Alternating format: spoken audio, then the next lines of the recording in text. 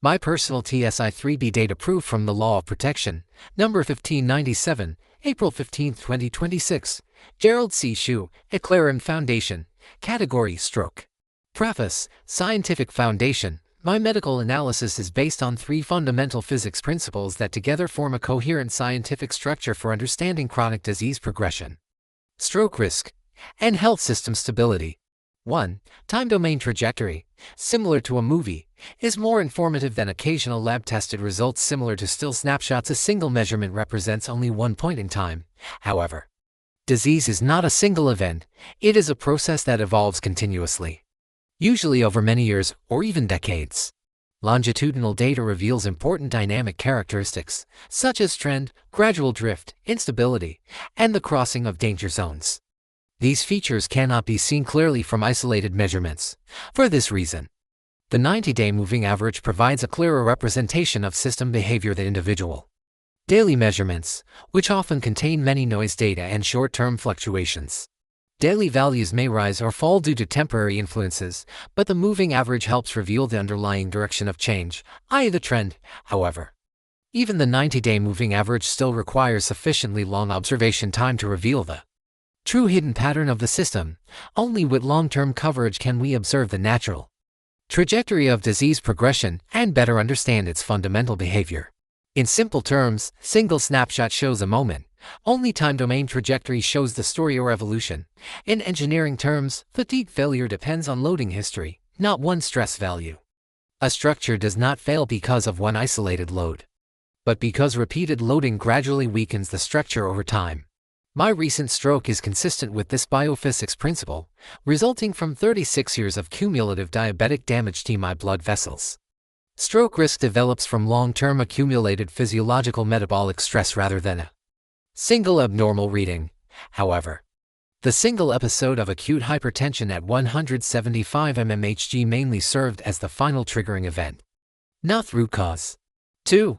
Interaction is multiplicative, not simply additive. Mathematically, diabetes on top of hypertension should be expressed as diabetes in combination with hypertension, emphasizing that risk factors interact and amplify each other rather than simply add in. Nonlinear systems, including biomedicine, interacting variables amplify each other. This important concept is rarely emphasized in traditional education, based on my personal experience over the past 73 years of education. From third grade of elementary school through postgraduate study at MIT, I do not recall any teacher explicitly emphasizing the amplification effect of multiplication as a general system principle. I later recognized this idea through observing Isaac Newton's law of motion, proposed more than 300 years ago. Force equals mass times acceleration, not force equals mass plus acceleration. Small deterioration occurring simultaneously in multiple factors can produce a disproportionately large system impact. Conceptually, risk proportional to input 1 times input 2 times input 3. Real medical example, stroke risk proportional to moderate blood pressure times moderate glucose times moderate arterial stiffness. The combined interaction can produce amplified structural vulnerability that is greater than any single factor alone or the simple sum of the factors. This is why such a risk value can serve as an early warning tool for our health condition. Traditional medical models often evaluate variables independently. However, real physiological systems operate through interaction. This multiplicative behavior explains why moderate abnormalities across several factors can produce significant risk when combined. My viscoplastic energy model VMT applies this simple but powerful arithmetic concept, together with another key concept of physics, the rate of change of output strain over time. 3. Slow processes of small damage often dominate final structural failure. Fast fluctuations create short-term stress. However, slow and persistent exposure gradually changes biomaterial strength and organ structural properties. Glucose behaves like a long-duration loading field acting continuously on biomedical structure over time. Conceptually, cumulative damage proportional to Th integral of output disease strain and input stresses over time, similar to the viscoplastic energy concept in my VMT model. Even moderate glucose elevation sustained over decades can gradually damage vascular structure. This helps explain the strong association between diabetes and multiple chronic mortality-related conditions, including stroke, cardiovascular disease (CVD), chronic kidney disease (CKD), retinopathy, neuropathy, and even increased vulnerability to both stroke and seizures. Long-duration exposure alters structural integrity, making the system more vulnerable to mechanical stress, such as the hypertension surge that can trigger a stroke. Integrated interpretation. The combined wave concept and biomedical mechanism can be summarized as fast blood pressure wave higher frequency with lower energy equals triggering force. Slow glucose wave lower frequency with higher cumulative energy equals structural weakening. When a triggering force, such as hypertension, acts on a weakened structure, such as calcified or stiffened cerebral blood vessels, the probability of structural failure increases, leading to higher mortality risk, such as stroke. This combined mechanism is consistent with engineering fatigue theory and viscoplastic energy concepts applied to biomedical systems. My personal TSI-3B data evidence. The attached data table and multiple figure diagrams show my personal longitudinal data of TSI-3B, pulse pressure PP, systolic blood pressure SBP, and average glucose. These variables describe the interaction between mechanical stress SBP and PP and metabolic condition glucose within my cerebrovascular system. During T5Q1 right before my stroke into T5Q2, my PP 55 mg, SBP 126 mmHg, and TSI-3B 105 reached their highest levels. This period corresponds closely to the time leading to my stroke on June 21, 2025. The data and figures show a very clear pattern. During this period, acute hypertension imposed peak mechanica stress on my already weakened blood vessels, causing TSI, a stroke risk warning proxy, to rise to its highest level. Interestingly, my glucose level did not reach its highest value at that exact time. However, glucose represents a long-term background factor rather than a short-term trigger. My glucose had remained elevated for many years, from 1990 through 2026, contributing to my gradual vascular damage, including stiffness and calcification of the blood vessel walls. This long-term structural weakening reduced vascular flexibility and lowered the vessel's tolerance to blood pressure fluctuations. When my SBP 126 mmHg and PP 52 mmHg rose to my recent highest levels during T5Q1, the weakened vascular structure was exposed to strong mechanical stress.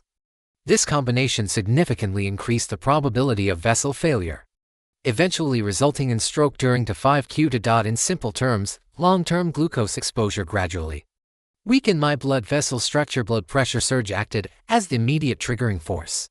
This explains why my stroke occurred when PP, SBP, and TSI-3B peaked, even though my glucose itself was not at its highest value at that exact moment. From a physics viewpoint, chronic structural weakening plus acute pressure load equals increased failure probability.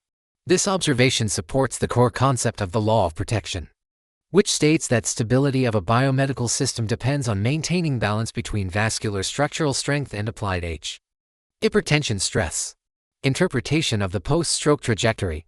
The second figure shows the dynamic changes of the four variables after my stroke on June 21, 2025 to TSI-3B. Blue represents overall stress level. SBP pink represents peak mechanical pressure up. Green reflects vascular stiffness. Glue. Brown represents long-term metabolic background condition. These curves illustrate how my body gradually moved from an unstable state toward a more stable condition. 1. Immediate stabilization after stroke. Immediately after June 21, 2025, my SBP, PP, and TSI-3B all decreased significantly. This indicates that the mechanical load on my blood vessels was reduced quickly. Intensive monitoring, lifestyle adjustment, and increased risk awareness likely help lower these stressors. From a system perspective, the stroke revealed the tolerance limit and guided immediate corrective actions. My system moved from a high-risk and stable region toward a safer operating region. This early stabilization is visible in the downward movement of the blue, pink, and green curves. 2. Most stable period, September to November 2025. Between approximately September and November 2025, my PP, SBP, and TSI-3B reached their lowest levels. During this period, PP approached its minimum level around 4. SBP remained relatively controlled. TSI-3B decreased to approximately 89. This period represents the most stable condition after my stroke into Q2-5. The vascular system experienced reduced pressure stress, and the combined system load was minimized. From an engineering viewpoint, the system entered a lower energy operating region with reduced oscillation amplitude. This stable region provides evidence that stroke risk can be reduced when both mechanical and metabolic factors Remain within controlled ranges. 3. Temporary increase in stroke stress during late 2025 to early 2026. From late 2025 into early 2026, the glucose curve increased to approximately 119. This rise likely reflects increased metabolic demand associated with neuroplasticity during brain repair itself. Neural recovery requires energy to support septic remodeling, axonal repair, and network reorganization. Therefore, a moderate glucose increase, about 10% in my case, is consistent with increased metabolic demand associated with functional restoration during this same period. Both SBP and PP increased moderately. As a result, TSI-3B also increased. This pattern demonstrates the interaction among these three influential variables. Even moderate increases in glucose can gradually increase vascular stress, particularly when combined with increases in blood pressure. However, an important observation is that these values did not return to the extremely high levels observed before the stroke. Although system stress increased temporarily, it remained within a more controlled range compared with the pre-stroke condition. This suggests that both my vascular structural condition and my lifestyle behavioral control improved relative to earlier years. 4. Recent improvement trend. More recent data shows that SBP, PP, and TSI-3B have been trending downward again. Glucose levels have also shown modest improvement. This indicates that the system is gradually moving back toward a more stable region. The downward trend of TSI-3B values suggests reduced combined stress acting on the vascular system, although fluctuations still exist. The magnitude of variation appears smaller than fluctuations observed before the stroke event. Overall, the system appears to be stabilizing progressively. Mechanism interpretation. My glucose level represents the long-term metabolic environment affecting blood vessel structure. Chronic exposure to elevated glucose contributes to stiffening and calcification of blood vessels, reducing elasticity and resilience. My SBP and PP represent the mechanical forces applied to my vascular wall. Higher SBP increases peak pressure load. Higher PP reflects reduced vessel flexibility. TSI-3B integrates these three factors into a single indicator representing the interaction between structure and load when structural strength decreases while applied force increases. Overall system stability decreases. Stroke risk. TSI-VOC increases when weakened vascular structure combines with increased pressure load. Overall conclusion. My data provides personal quantitative evidence supporting the validity of the law of protection. My stroke appears associated with the combined effect of 1. Long-term metabolic damage from glucose exposure to increased vascular stiffness reflected by higher PP. 3. Increased mechanical pressure load reflected by higher SBP. After the stroke, reductions in my SBP and PP correspond with lower TSI-3B values, indicating reduced overall system stress compared with the pre-stroke condition. My current stroke risk trajectory demonstrates improved stability. However, continued monitoring and control remain important.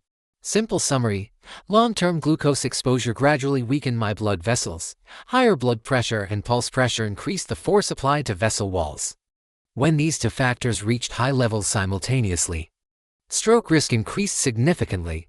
After the stroke, my blood pressure-related stress has improved. My current condition appears more stable than before the stroke, but continued careful management remains necessary.